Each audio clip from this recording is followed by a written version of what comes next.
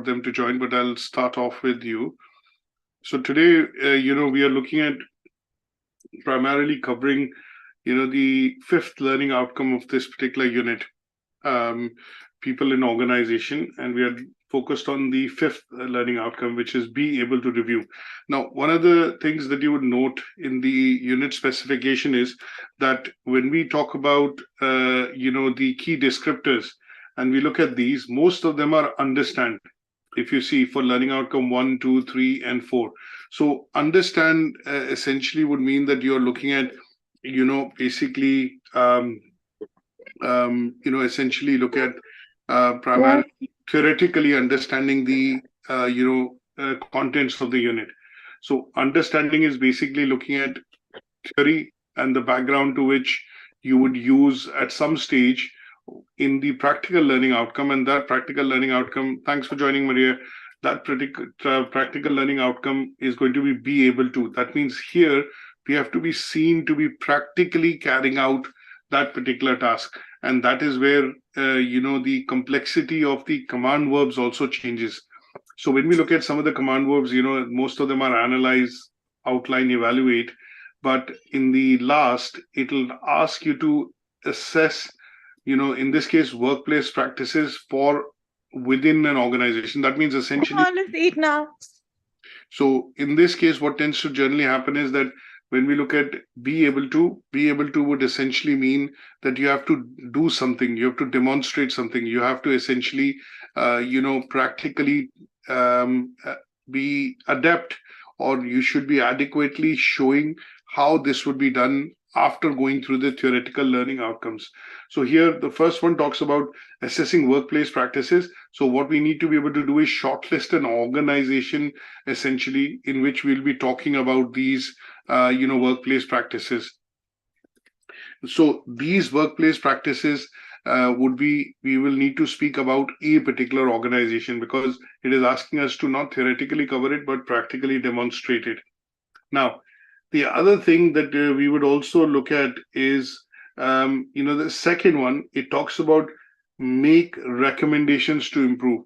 So again, the recommendations are not going to be generic. They are going to be specific to an organization. And you could pick out any organization that you are comfortable with, that you have access to, or you can research, and that would allow you to make suitable recommendations when we talk about workplace practices. So there are only 2 assessment criteria in Learning Outcome 5, and that is what we are looking at covering today. Now, if I just quickly take you and let's look at glancing into the indicative content which has been given. So what we talk about workplace practices and their impact on people, we're going to be looking at covering some of these points. And when we talk about recommendation for improvements, we're going to be covering some of these points in our discussion when we do, switch over to the PowerPoint slide. So a practical learning outcome, essentially, wherein we need to be able to demonstrate or show that we are able to review, and first we understand workplace practices, and then we are able to review and critically give our opinion on what these workplace practices are and how they can impact people when they work within a company or a business or an organization. So let's look at the presentation here, and then we will discuss this in a bit more detail. So, and these are updated versions of the presentation, which I'm also uploading onto the Moodle, along with the copy of the recording, and you should be able to access them after the sessions are over. There are some other units that we are also updating. So for now, I think for the next 2-3 days over the weekend, some of the presentations and obviously handouts are going to be updated, and you should be able to get the access back on, from the coming Monday, because IT will essentially take down some of the presentations which are, initially developed sometime way back in 2019, 2020. And what we are doing now is updating them to reflect the indicative content, or maybe in some cases, adding examples or changing the examples of, what we've discussed earlier in the delivery. Because these units and these courses, we've delivered over 200 times in the last 8-9 years. So I think some of the examples and the slides, they become outdated, and we are refreshing them so that you are able to get the view from a current practice point of view when you're studying this qualification with us. Now, what I've shared with you is a presentation for Learning Outcome 5, which is, again, just to reiterate, is talking about be able to review. And when we talk about be able to review, we are basically talking about something that we need to be able to demonstrate, we need to be able to show, and that can be only done by taking up an example or an organization that we are able to stitch into the evidence when we do the assignment. Now, the indicative content is going to focus on the two assessment criteria, workplace practices and recommendations for improvement. Now, let's look at refreshing. We had this slide yesterday, and what I want to do is essentially look at, basically look at refreshing this from a point of view of what are workplace practices and why do we need to have workplace practices. So workplace practices are basically, established rules, and they are procedures which are governed by policies which are created by the organization, and in specific the HR department of the organization, when we are looking at these policies and procedures actually governing the working of employees and staff within the organization. And these policies and procedures which are set out by the HR help in creating what is called a professional setting. That means if there are problems, if there are issues, if there are gap areas, if there are grievances, then they can be adequately let's say adequately approached and essentially assessed, so that it is able to then resolve some of the issues which maybe employees, staff, contractors, suppliers might be facing. Now, these practices are very essential because when we say practices, these policies, procedures, practices, systems which organizations put into place over a point in time, you might not see them or see all of them at the start of the company or start of the organization when the business starts. But over a period of time, as they get established, they are quite important in obviously maintaining efficiency and productivity within employees. They also ensure that some of these are tweaked to meet the requirements of employees and their job descriptions, thereby creating employee satisfaction. And then obviously these policies and procedures are created and put in place so that they can aid or essentially help, I would put it this way, the employees in doing their jobs and their roles effectively, thereby they contributing to the achievement of the organizational goals and objectives which are set annually in most organizations. Now, these policies and these workplace practices also look at creating a conducive work environment, because then it gives you a code of conduct. It helps you understand as an employee, as a staff, as a member, or as a management part of the organization, that what are your roles and responsibilities, what is your remit, what is the remit in which you can work and help develop what is called positive relationships amongst various employees. And this in general creates a positive culture of work within the organization. Now, there is a very good video that I've caught hold of on YouTube, and this is a video which basically highlights why workplace practices are important. And if these workplace practices are poor, that means if they are not conducive or not meeting the requirements or standards of colleagues, which is staff, amongst, if they discuss employees, contractors and suppliers and even customers, then they can lead to demotivation. They can essentially be detrimental to the employees working within the organization, because it reduces the morale of the employees. It can create inefficient workflows. That means sometimes work which can be done, or tasks which are given can be done pretty quickly, take a lot of time because there's a lot of bureaucracy or a lot of diplomacy which is required, or there is tension or stress, as sometimes we call it, amongst employees in terms of what should I do, or why should I speak to him, or when I need to pass this work on. If there are these question marks which get created, then it leads to the creation of conflicts and tension amongst employees. And this overall excuse me, this overall essentially leads to decreased morale, reduced productivity, and also the aspect of I would say efficiency decreasing within the organization, with employees trying to look at working against each other rather than working together. Now, what I would want to do is basically play a bit of a video here just to highlight. It's a 7-minute long video. which obviously you need to look at, and I've included a link here. And this video would obviously help set the tone for you to understand that what is it. And this is a video which is taking into account, let me mention this here, and the ICT industry in particular. So obviously we can look at workplace practices are present across in all organizations, but what I'm looking at is this video. So this video presents a perspective of workplace practices, especially in the ICT, which is, internet communication and telecommunications industry.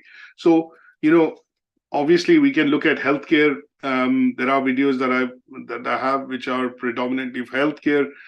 We could also look at primarily videos which, are in different additional setups, which could be in places like manufacturing and in engineering organizations. And these videos normally would give you an idea and a perspective of how workplace practices essentially can, affect the employee morale and obviously, the efficiency and productivity within the organization. So I'm going to put a link here for another video, which you can also watch offline.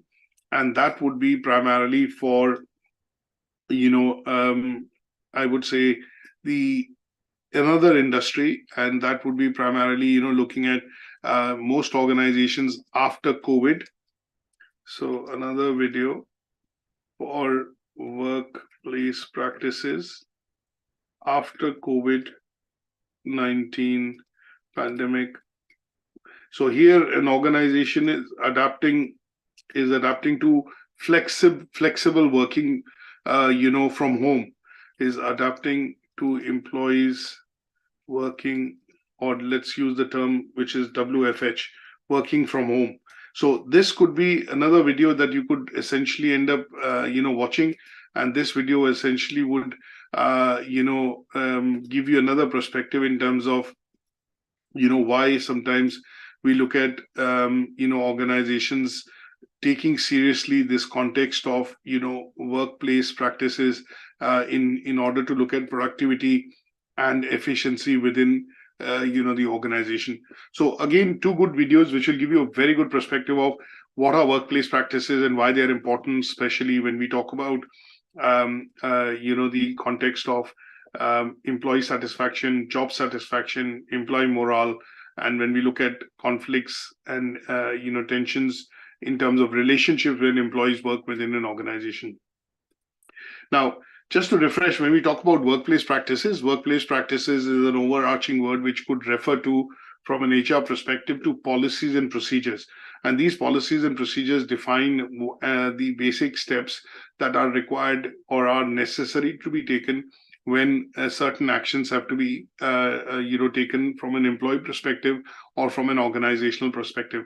And these policies and procedures are written, by the HR department, and they are useful primarily to follow through when we have issues, problems, or, conflicts which are created when we do see employees working together within an organization. And these policies and procedures, I think the point to focus here would be to also emphasize that they tend to create what is called fairness and consistency of applicability of these, rules and regulations across the organization, so that no employee feels that they have been meted with, or they have had an unfair, let's say, or let me rephrase. So in this case, these policies and procedures basically ensure that no employee is treated unfairly, or no employee gets unfair treatment when we talk about, issues and, problems which arise when people work within the organization. So workplace practices, quite important. And when we talk about, workplace practices, and, when we look at workplace practices from a point of view of examples, what we can look at is there are lots of practices and policies or, procedures which companies have adapted after COVID-19, and they typically tend to be things like flexible working hours, people being able to work from home. This is one of the things which is talked about quite a lot now, and there are bits which have been incorporated in the UK legislation in terms of people working and, employers allowing flexible work hours, essentially to be able to work from home, or in some cases work from remote locations, or, remote branch offices.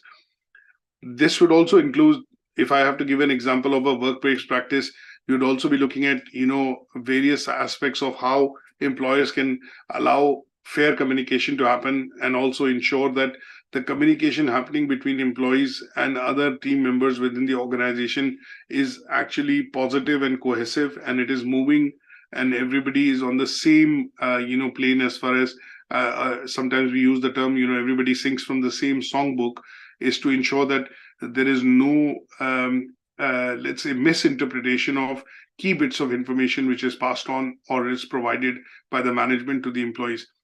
It would also mean, if I look at when I group some of these workplace practices, I would look at certain practices which are exclusively required by employers to ensure, for employees, that these are being provided in accordance with, excuse me, I've got a bad throat. So they are provided in accordance with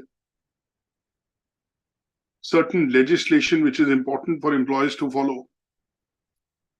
And these could be health and safety, which is providing, a safe workplace for the employees.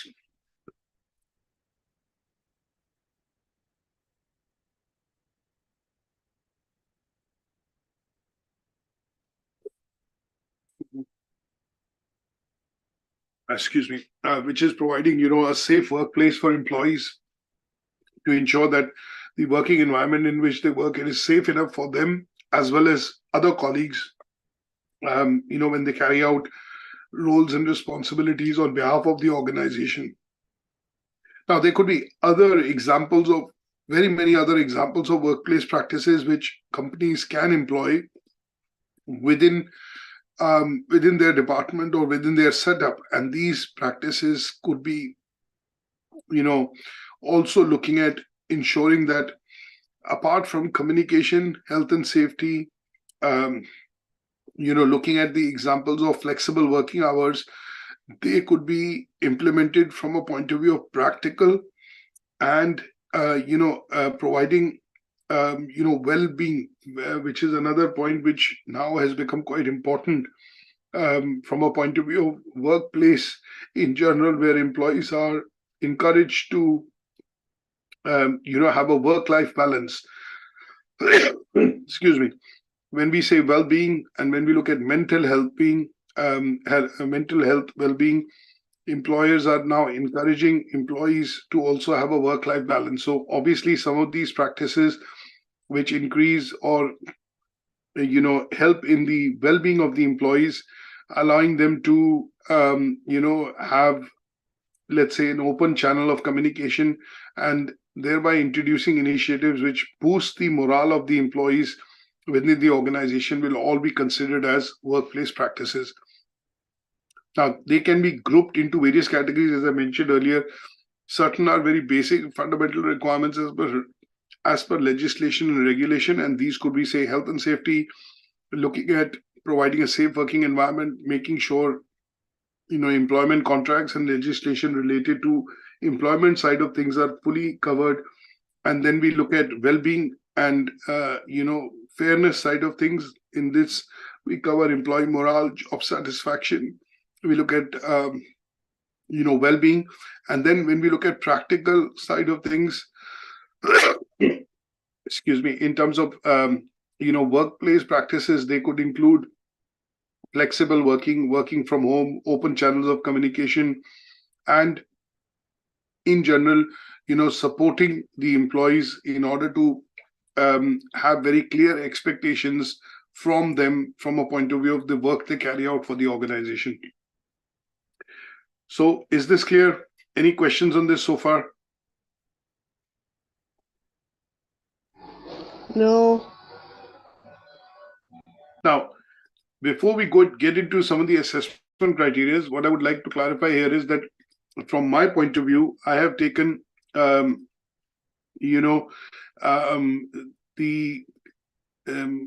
own organization, which is UK Versity, for the purposes of looking at workplace practices and obviously recommendations which could be made to improve some of these workplace practices over a point in time.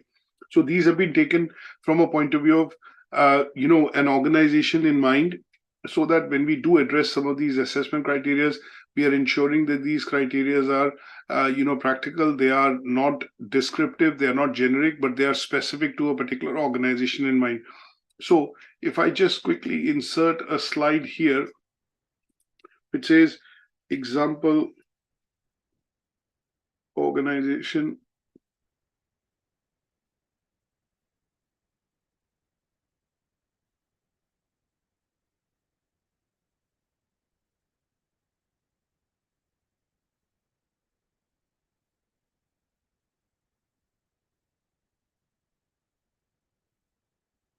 What I will do is,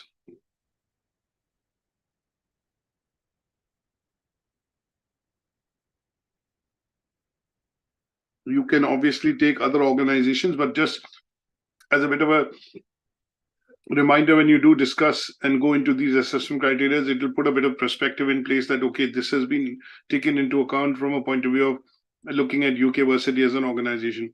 Now, one of the first things that we look at discussing is that how do we look at assessing workplace practices that impact people within the organization. Now, what is the meaning of assess? The first thing that we want to look at is, when we talk about assessing is to evaluate, to estimate, or, to basically look at how do we go about, determining and making a judgment on something that we are going to essentially review, or in some cases, look at appraising ourselves with. So here, what we need to do in this particular task is first discuss what are the workplace practices, and then look at assessing them. That means estimating them, evaluating them, or taking a judgment to say whether they are actually applicable and whether they are being followed or whether they are appropriate in context of the organization. So when I look at assessment here, I'm going to look at a comprehensive analysis of some of the organizational processes, systems, and cultural norms that affect employees in terms of their behavior, attitude, performance, and well-being within the organization. Now, what are these practices which can impact? So one of the practices, as I mentioned generically when we were discussing, workplace practices before this slide, we looked at things like communication. We looked at people working within teams. I look at, in particular, the leadership or management style within the organization, whether the employees have the ability to work remotely or have flexible working from home. What is the support the employees get in terms when they do face, for example, issues or have extenuating circumstances? Do they get support from the organization from an HR point of view? And then what are the possibilities of advancement, in terms of career progression opportunities that the employees get within UK Versity when they are working specifically from a point of view of workplace practice?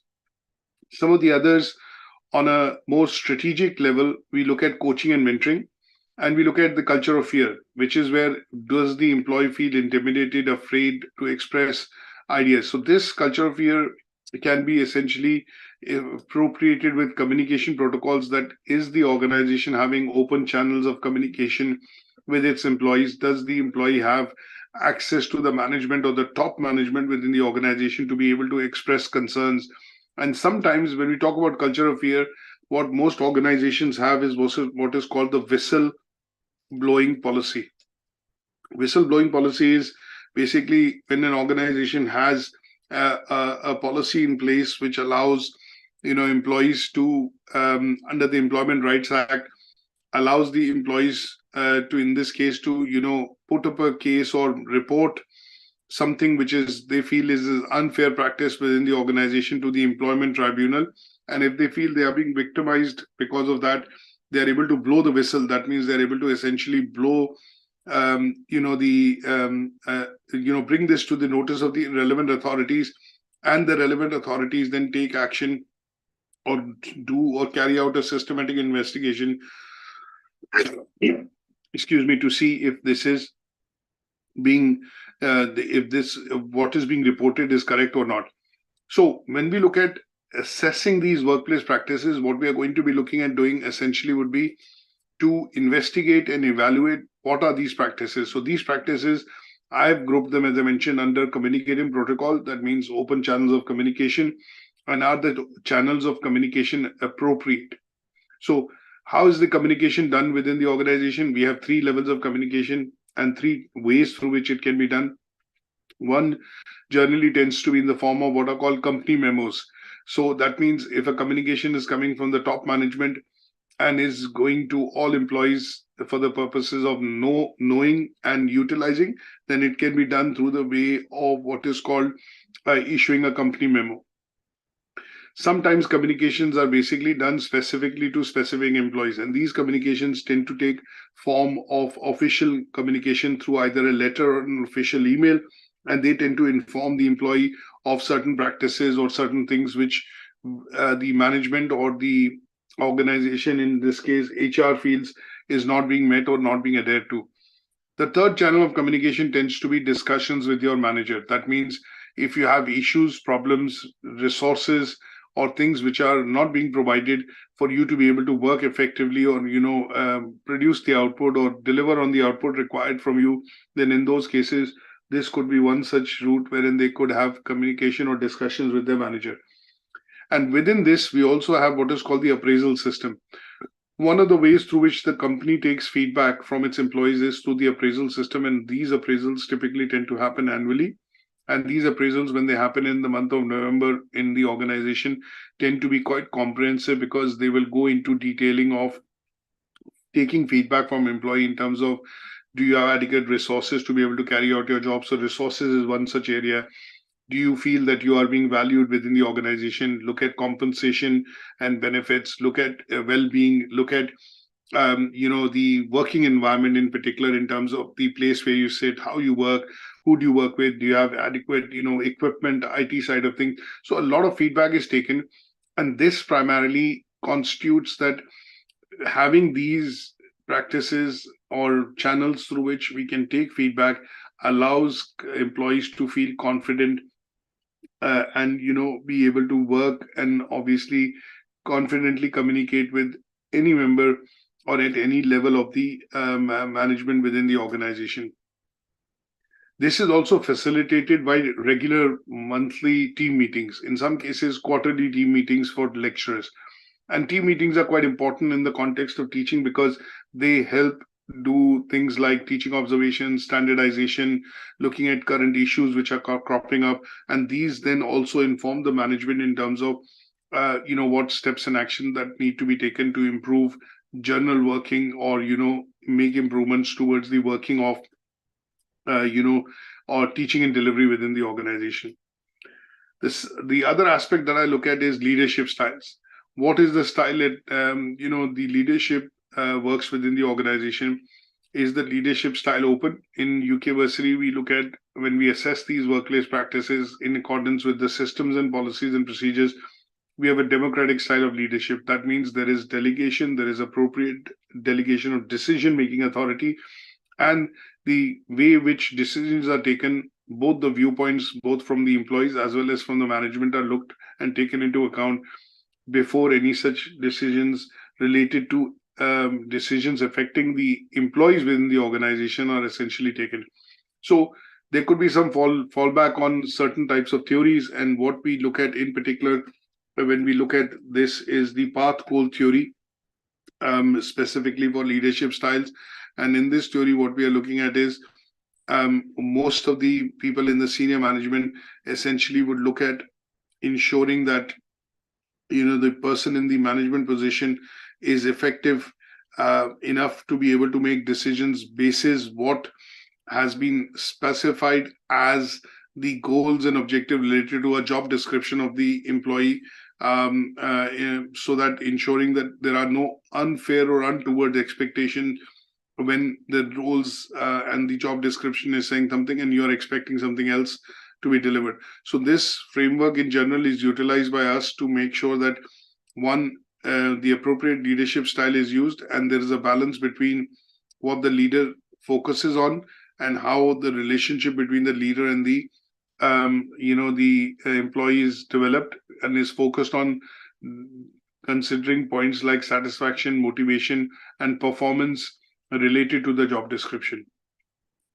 Now, we also we are looking at what are the workplace practices which can impact. Now, if in some cases, sometimes we have allowed workers in the past to work flexibly, work from home.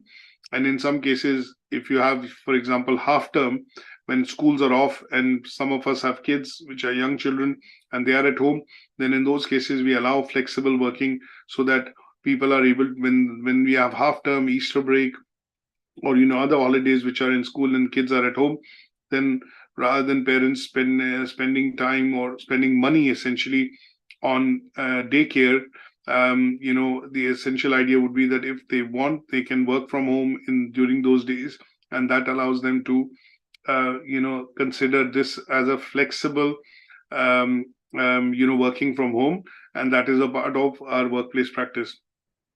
Support from the HR department can be in various shapes and forms. This could be if you're facing extenuating circumstances, bereavement, for example, or in some cases, you might need certain additional help in wages, or in certain cases, extreme cases, you need help, financial help. In those cases, advanced pay or things like that can be processed by the HR department, is specific to employees, and those would again be practice which is over and above that most organizations might do, and we do it in the organization. Then we look at career progression or possibilities of advancement, which is primarily after an employee has worked for a number of years. We do feel they are providing and progressing well. Then in some cases, this opportunity of review and appraisal, which happens every year, then sets also a career path for the employees to be able to grow within their role or within the organization. And they would again be one of the workplace practices. For senior management roles, we are pretty much looking at, coaching and mentoring. So people in the senior management, which include quality, lead, or we look at assessing lead, or in some cases, we look at financial side of things, business management side, business development side of things. In those cases, these workplace practices essentially would be allowing the person to shadow somebody senior enough in the company to be able to step into that position or that role, because you've been shortlisted, you have been allowed to do training or sponsored trainings by the company in order for you to be able to equip, gain experience and knowledge and skills to be able to step into that role over a point in time. And then when we do this particular assessment from a point of view of an organization, these workplace practices at UK Versity create a very conducive working environment, a positive culture, where we see employees who have been with the company for 6-7 years, reduces employee turnover. That means no employee, leaves the organization, and they are essentially, happy with the state in which how they work, the organization, and they do generally feel that they are loved, they are looked after, and that is why the job satisfaction and surveys that we do from time to time annually inform the management that these workplace practices are helping to create what is called a positive and a conducive work environment. Now, if I look at these workplace practices entirely from, an HR view, I would include workplace practices which are going to be standards on recruitment and selection, training and development. How do we measure performance? We look at compensation and benefits, work-life balance, communication, leadership and management style, organization culture, health and safety, diversity and inclusion. And they would be, workplace practices from an HR point of view, from HR view. And these would be also important is because when we look at specifically discussing these from a point of view of management, they are the ones that we would focus on. But when we look at from a HR perspective, we are going to be going into these bits which are related to ensuring that the recruitment processes are fair, training and development is fair. That means all employees requiring training and development are provided the opportunities to train and develop their skills. And then performance management, which happens through appraisals at the end of the year, annual appraisals, is done in accordance with the rules and procedures within the organization. compensation and benefit is fixed with regards to competitive environment, but also in regards to two employees working at the same level should not have different compensation and benefits, and that is to ensure that there is fairness amongst the employees, and this does not affect any person working within the organization and makes them feel that they have been unfairly treated and this employee is being given more wages or more salary, but they do the similar kind of work. So those kind of things are a part and parcel of how do we estimate and how do we assess or look at the workplace practices within a particular organization. So I've included a number of points, but my suggestion here would be to look at including a few when you pick an organization of your choice to discuss this particular assessment criteria. So in conclusion, when we look at assessing these practices, it is important for us to collect and analyze data. And this collection of data can be done through employee appraisals, which are done annually. This could be done during the point of recruitment and selection. This could be done in terms of measuring the performance metrics. For example, employees within the business development team always measured on their sales target and achievement, so they could be looking at that. And in some cases, when we look at teachers and we look at administrators, their review and employment, performance metrics are going to be slightly different from the ones which are used for management or for people in business development. And in those cases, they tend to be teaching observations, peer observations, standardization and delivery of teaching and learning, and looking at, the outcomes of course surveys and exit interviews, which typically are done by learners when they complete and achieve their qualification. And these findings are very important for the management, is because this plays back into as a feedback process to inform them on what areas need improvement and what could be the areas, because when we get suggestions from employees during appraisals and feedback and surveys, is that those are basically points which are feeding back to the management in terms of what needs to be looked into and how these workplace practices can be further improved, so that it helps in building a positive culture and a positive relationship between employees, management, and colleagues within the organization. Is that okay? Any questions on this?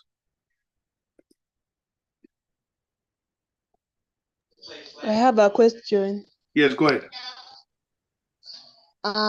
So on the assessment criteria, the one that tells us to be able to review the impact of the workplace practices. Yeah. Should we, when we are looking at the specific examples of organizations that we are going to use, should we use the known organization, for example, let's say Microsoft, or we can use like our own, like for example, let's say here in Uganda, I can use like somewhere that I've worked, but it's not like globally known, or like, that's what I want to know. Yeah, that's absolutely fair. What question you asked is, so in this case, I've just, made some changes to the point I'd written on the slide.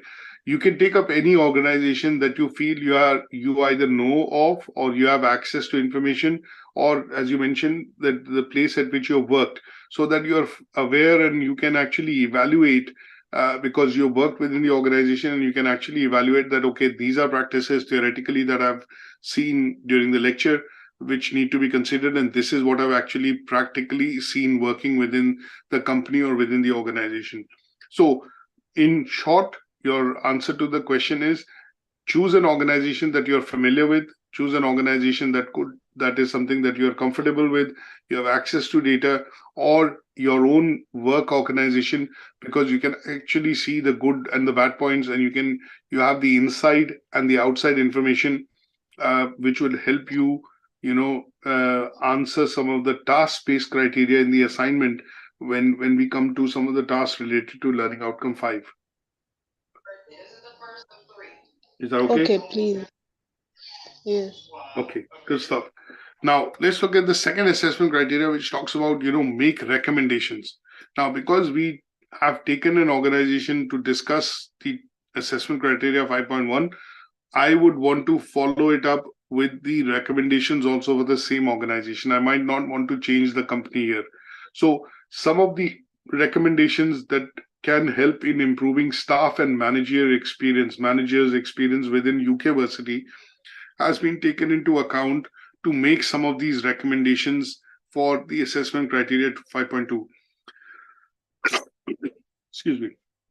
So one of the things that we look at when we reviewed the impact of these workplace practices, we collect a lot of data, which is then further analyzed by top management to say and see where there needs to be improvement. Now, on the basis of that data, which has been collected through course surveys, exit interviews of learners, teaching observation of lecturers, peer observations amongst the lecturers, and in general, performance appraisal and their feedback, which has been collated by HR, informs us that what are the areas that we need to make improvements on. And these areas that we need to make improvements on have been put together as recommendations in the subsequent slide. So one of the areas that came across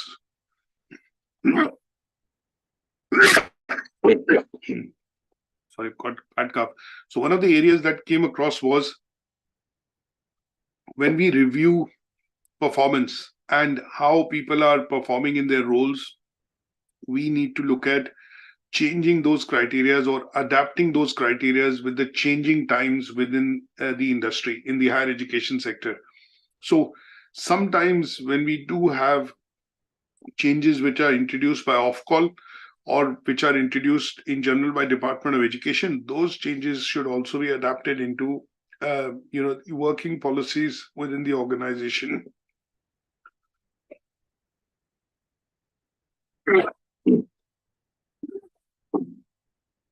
So these changes that we look at, allow us to also basically, do some changes in the performance appraisal process within the organization. Now, how does this happen? So one of the recommendations which was made by one of the staff members was to look at also getting an external audit done. Obviously, some of these processes are internal. The a performance appraisal is also performed by somebody who's working within the organization, but it is good to get a perspective from an external consultant or a party by carrying out an audit, and that would inform whether the processes and the policies that we are following are fair and are, let's say, meeting the requirements of the organization and its employees. So, excuse me. So one of the things which came across as a recommendation, as a finding, and that is now being made as a recommendation, is that we should also involve an external consultant who is going to be the fresh pair of eyes, or somebody who's outside the organization would be able to give us a perspective on whether the policies and practices that we follow under workplace practice, when we look at specifically performance appraisals and the compensation and benefits, they could be independently benchmarked, and an outside perspective provided by the consultant would be very helpful, for moving the organization in that direction. So this is now being incorporated as a part of a strategic plan within the organization to look at having a consultant on board, which we took on earlier this year. And Chris essentially then looks at these proceedings from outside and then provides us the best possible narrative which is relevant for our organization, and also benchmarks this against competition and some of the other best practices which are present to bring them into the organization. And that is where reviewing current practice and making proposals for change is being currently implemented. And this would overall improve staff morale from a point of view specifically related to compensation and benefits and rewards and recognition within the organization. Now, one of the other recommendations which came across was the creation of what are called consultative groups. Now, in the college, we have different committees. These committees are academic committee, quality committee, staff student liaison committee, now, and a management committee. Now, one of the recommendations which has been made is that we need to have consultation amongst these committees as well, so that the findings which each and every individual committee brings across from reviews, course surveys, exit interviews, can then be conclusively discussed at the management level, and they would provide a platform wherein some of these policies then can be some of this feedback that is garnered from these committees can be actually put into action, or put into action would mean be implemented, considering some of them which are worthwhile, which can be implemented, and some of them which are which cannot be implemented, then they could be included in the strategic plan for the organization. So some of these, as an example, that the academic committee recommended that we need to be looking at, say for example, refreshing our presentations and our teaching and learning material once in 5 years. Now, if this was a recommendation in isolation only by the academic committee, but the quality committee did not have any perspective on it, neither did the student committee on it. So what we did was all the three committees met and they debated this particular aspect, and then it was finally decided that yes, we need to be looking at refreshing this when the qualifications undergo update, and this would happen over a point in time as and when each or every different qualification from different awarding body undergoes an update. Excuse me. And this update, when it happens, would be entrusted with different members of the different committees, specifically the academic and the quality committee, to ensure that they are meeting the compliance and the guidelines of what changes are recommended by the awarding body in the qualification. And these consultative groups are then going to pick up on certain of these kind of activities going forward, and was a key recommendation which was made for improving some of the workplace practices, especially related to teaching and learning. And that is again a recommendation which will improve the teaching and learning within the organization, and it's a recommendation which also overall improves the experience which the student, teachers, staff and employees have within the organization from a perspective of contributing towards achievement of organizational goals. Now, some of the other recommendations which come across are an employee representative on the board, management board. Now, this is again a recommendation which has been made that although the management board consists of external members, non-executive directors, management of the organization, but what we also need is a member of the employees, one of the employees as a member of the staff and students liaison committee to also sit on the board. Now, this ensures that the board is having is hearing the voice of the employees as well, is also being held to account in terms of decisions which are taken specifically related to staff and employees within the college. And this is again a recommendation which basically would provide employees confidence if they have a member sitting on the board, that our perspective would be looked into, and fair perspective, and I would say fair let's say fair administration of any decisions related to employees and staff within the college would be taken into account if this member is to sit on the management board. Then we have recommendations which basically include staff surveys. We do it once a year, but recommendations meant that these could be done twice a year, and the results of this survey should be openly published and should be discussed and published so that employees know the viewpoint of other employees within the organization, and that would help boost up the morale and also increase transparency in communication amongst the management and the organization in general. Now, we do have an external member which sits on the board, but outside intervention sometimes becomes important to bring in a fresh perspective, to look at this from a perspective of competitors, look at this from a perspective of industry and developments happening in the industry, specifically in higher education. And that is where the external consultant now becomes a part and parcel of the organization, wherein he's a member of the board. And the consultant also gets involved in certain other strategic activities which are required to be implemented to bring across change in the organization in favor of making it an institution of excellence for teaching, learning, employees, and obviously for our students.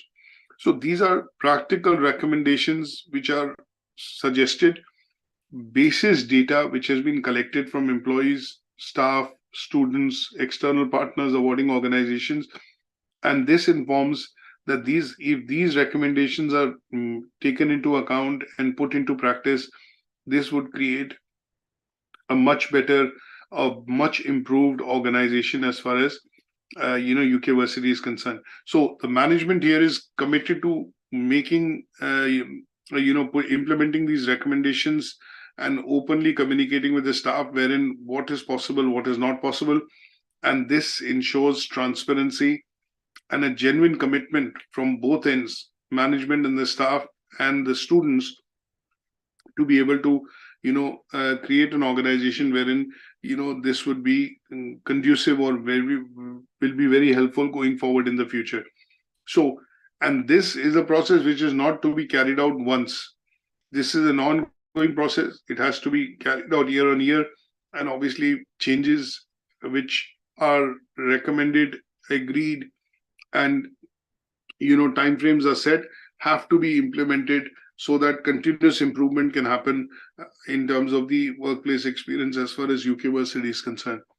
So again, here, what you will need to do is, keeping the organization in mind that you have taken or chosen for describing the assessment criteria 5.1, you would be looking at following through with that same organization and then look at making recommendations of how they can be looking at improving, workplace, basically the experience of staff and managers at the workplace by taking into account the feedback which is collected and then implemented within the organization.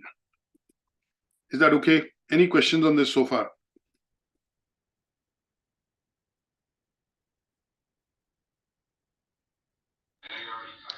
No. Okay, that's great. So what I would do is I would basically look at providing you the updated copy of this presentation. Along with that, there are one or two articles that I would suggest which are a good read, which probably should be read in order to understand these workplace practices. And these are the articles that I would suggest that you read in accordance with the discussion on this presentation, and they would be useful for you primarily to understand what we have discussed from workplace practices and the review that needs to be carried out for learning outcome 5. And the updated copy of this presentation, along with one or two handouts in particular, would be available shortly after the session. And don't forget to watch these two videos, which will also throw light and provide you a perspective of why it is important for every organization to discuss and talk about workplace practices. And if they are not implemented or if they are not fair enough, then in some cases you would see that this negatively impacts the morale, employee satisfaction, job satisfaction of employees within the organization. And there is a good handout which will also be there, which is called the Best Practices in Workplace handout. This is a PDF. It's a 2-page PDF, which I would suggest that you need to read also. And that would inform you that what organizations do when they talk about best, implementing different practices within the organization in order to improve, working within their own organization as far as, employees, absenteeism, dealing with absence, or in some cases, dealing with conflicts and demotivation. They can, use these practices to do away with those, thereby promoting a positive and a healthy atmosphere, working atmosphere within the organization. So we will meet up in the next session just to discuss, the details of the assignment. and they would essentially be looking at doing a detailed discussion on the assignment brief in order to understand how you're going to be going about putting together the evidence for this particular unit. And then you'll also be getting a schedule later today or tomorrow for the next unit, which will be looking at starting delivery from next week after we have finished the assignment discussion for this unit. So thank you so much for attending, and thanks for joining as well the session. And what I will do is I'll see you in the next one to discuss the assignment, and I'll also provide you a sampler assignment for you to look at so that you know exactly how the assignment and the output of the evidence has to be produced in order to pass this particular unit. If you think of any questions or if you have any queries, feel free to drop us an email on learnerwork@UK Versity, and what I will do is try my level best to come back to you with additional information related to your queries so that you are able to move on and obviously complete this unit.